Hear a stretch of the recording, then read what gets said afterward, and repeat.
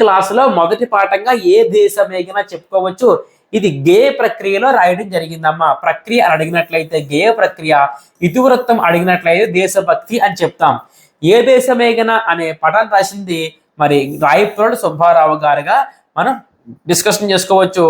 అభినవ నన్నయ అని మనం పిలుస్తాం సార్. నవ్య కవిత పితామహుడు అని కూడా పిలుస్తాం సార్. అంతేకాకుండా భావ కవిత్వానికి ఆద్యుడు అని కూడా పిలుస్తాం సార్. అభినవ నన్నయ, నవ్య కవిత పితామహుడు, అంతేకాకుండా భావ కవిత్వానికి ఆద్యుడు అని అంటాం సార్. చూడండి ఒకసారి, నవయుగ వైతాళికుడు కందుకూరి వీరేశలింగం, అంతేకాకుండా నవయుగ కవి చక్రవర్తి గుర్రం జాసువా, నవ్య కవిత పితామహుడు రాయప్రోలు సుబ్బారావు అని అంటాం.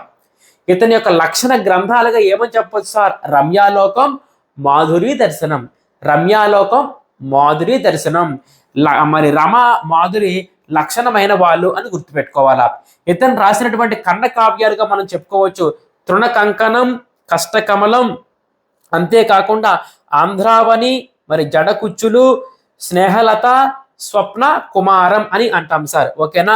చూడండమ్మా, జాగ్రత్తగా గమనించినట్లయితే స్నేహ ఆంధ్రదేశానికి చెందినటువంటి, మన ఆంధ్రప్రదేశ్కి చెందినటువంటి స్నేహ స్నేహ మరియు స్వప్న, స్నేహ మరియు స్వప్న జడలు కష్టంగా వేసుకున్నారు, కంకణాలు కూడా ధరించారు. మొత్తం అయిపోయింది లేదా?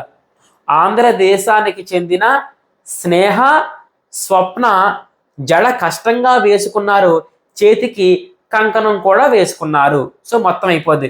సో ఆంధ్ర అంటే ఆంధ్రావని, స్నేహ స్వప్న అంటే స్నేహలత, స్వప్న కుమారం. తర్వాత జడ కష్టంగా వేసుకున్నారు అంటే జడ కుచ్చులు, కష్టంగా అంటే కష్టకమల. తర్వాత మరి కంకణం కూడా అంటే తృణ కంకణం. అన్ని అయిపోయాయి. లక్షణమైన వాళ్ళు ఎవరు అని అడిగినట్లయితే రమ్య, మాధురి. సో రమ్యాలోకం, మాధురి దర్శనం అని అంటాం. సో ఇలా మనం డిస్కస్ చేసుకుంటే ఈజీగా మనం నేర్చుకోవచ్చు సార్. అంతేకాకుండా మీకు చెప్పుకున్నాను కదా, పాఠంలో భాగంగా రాయప్రోలు సుబ్బారావు గారు అమలిన శృంగారాన్ని మరి తయారు చేయడం జరిగింది.